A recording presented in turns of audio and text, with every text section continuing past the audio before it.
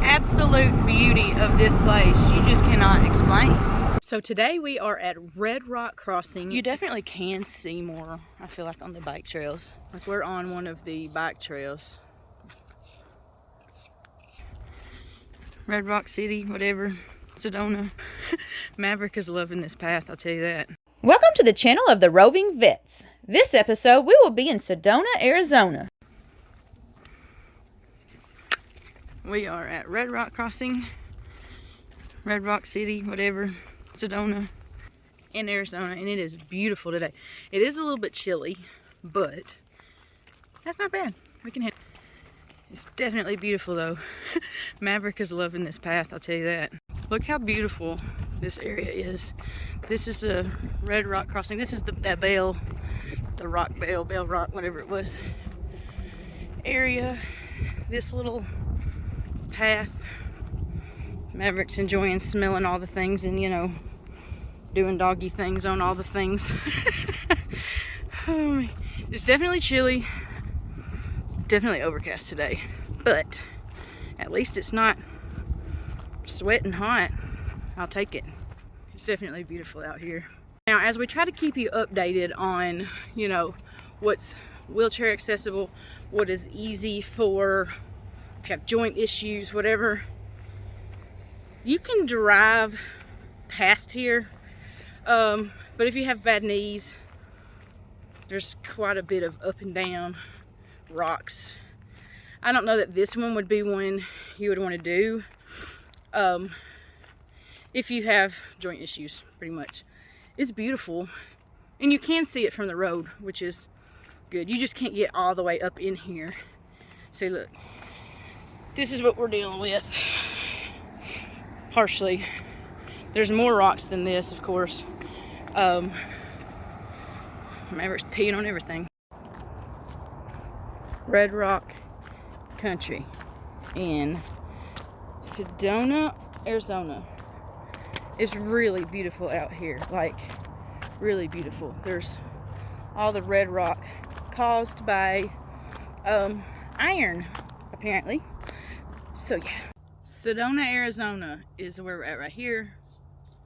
It's gorgeous out here, absolutely gorgeous. Look, like we're on one of the bike trails, but look how cool.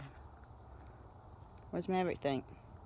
You like it, Maverick? Look, just the different variation of colors out here is just pretty incredible. It's just gorgeous.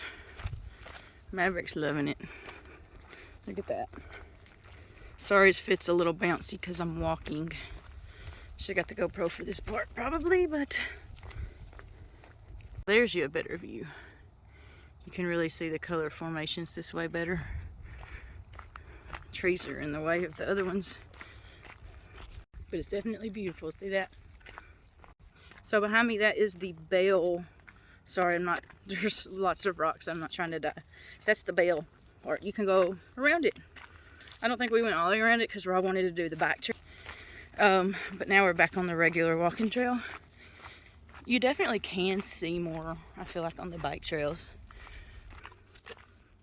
So today we are at RedRock Crossing in Sedona, Arizona.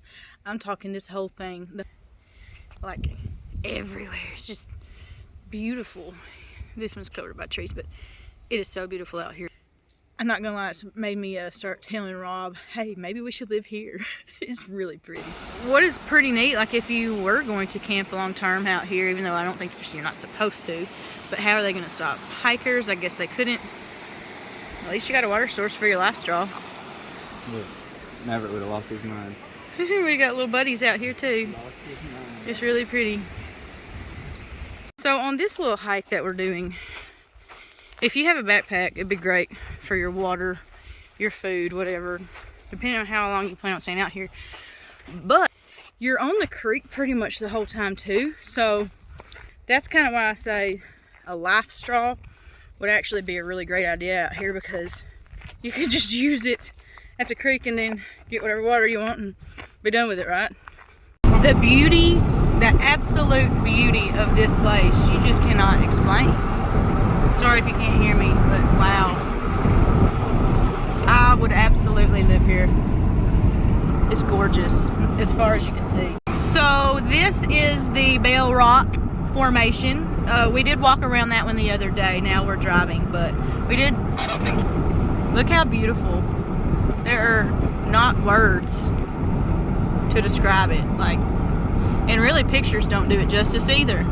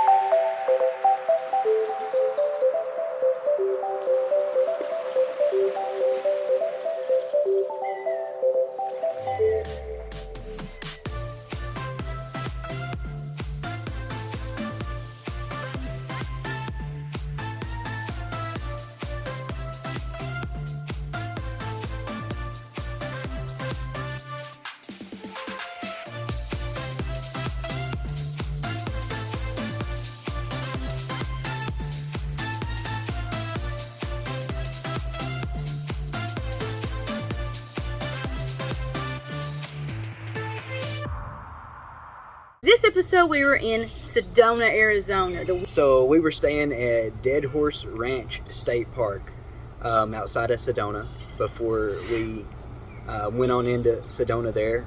We were kind of flying by the seat of our pants. So For real. We made no reservations, so. But it turned into quite an issue finding a place to stay. So definitely make reservations if you're going to go to some of those busier places like Sedona. That way you're not stuck without a place to stay like us, or it costing you an arm and a leg.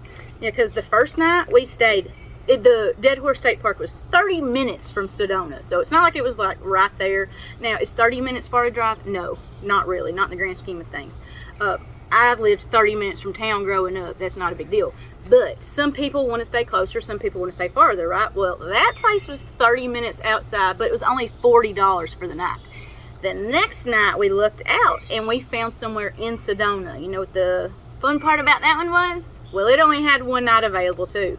And that was only because somebody canceled their last night. They decided to leave a day early, so we looked out and we got their spot. But that one, it was in Sedona, all right. A campground, RV park, wasn't even a hotel, $108 for the night. So no, if you're going to be staying inside Sedona, you're going to be paying for it. But it is what it is. You can either make your reservations ahead of time and stay in Sedona and pay over $100 a night, or you can stay a little bit outside of Sedona and it won't cost you as much. Or check those longer term rates. They're much better if you can book it for longer. Even if you end up leaving early, it's going to save you some money if you can get the longer term rates, like a weekly or monthly rate. But definitely do your research and don't overpay like we did. Yeah, because we looked at the campground that we stayed at in Sedona. The monthly rate, now it could be because of the time of year it is, I don't know, but I just looked today and it is showing only $850 for the whole month. We paid $108 for one night. You see where I'm going there?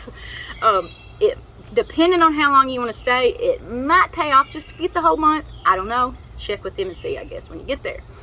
What all did we do when we got to Sedona? Where did we go first? Bell Rock?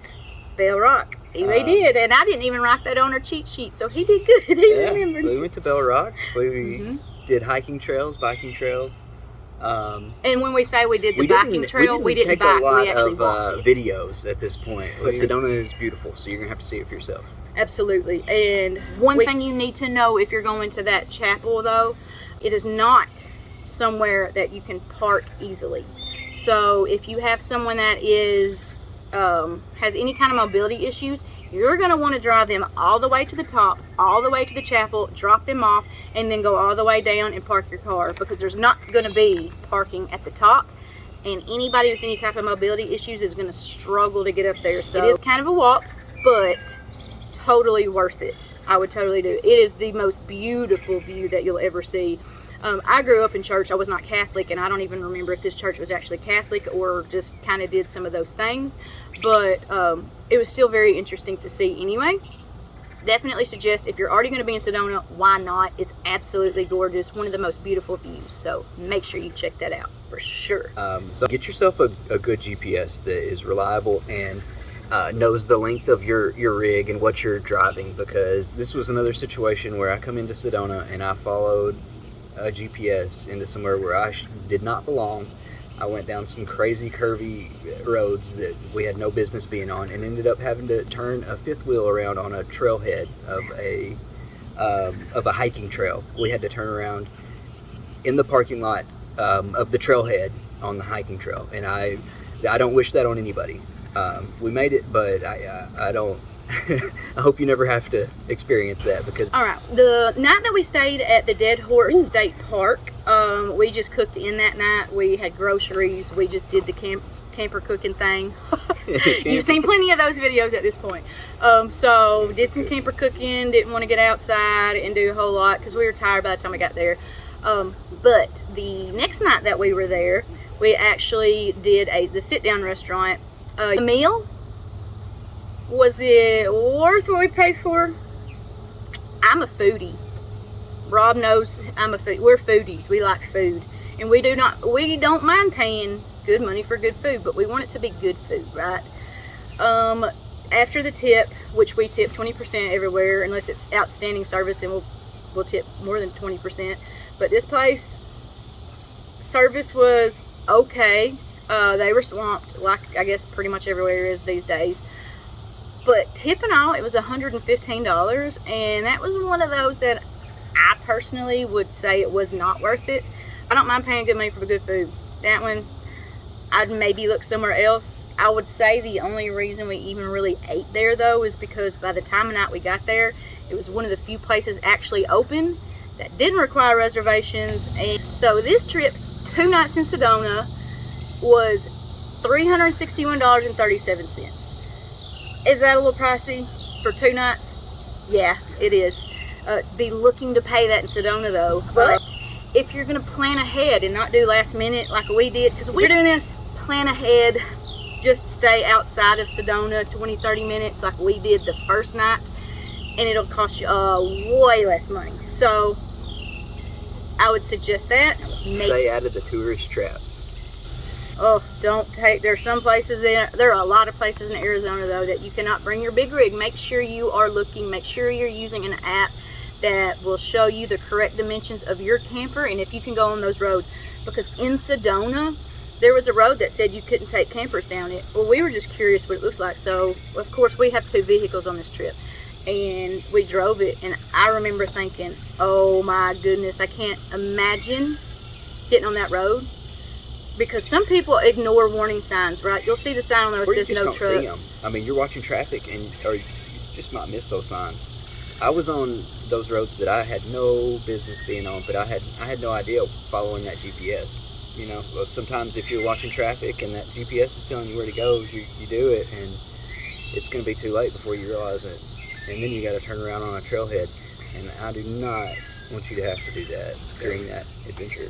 During the driving part. The rest of the part, all the adventuring outside of the driving part, phenomenal. But you don't want to risk your truck and your home and your, everything you have with you. No. Right. You don't want to risk letting it go over the side of the road or getting it stuck somewhere and tearing it up. You don't want to run into that situation. So, until next time. Until next time.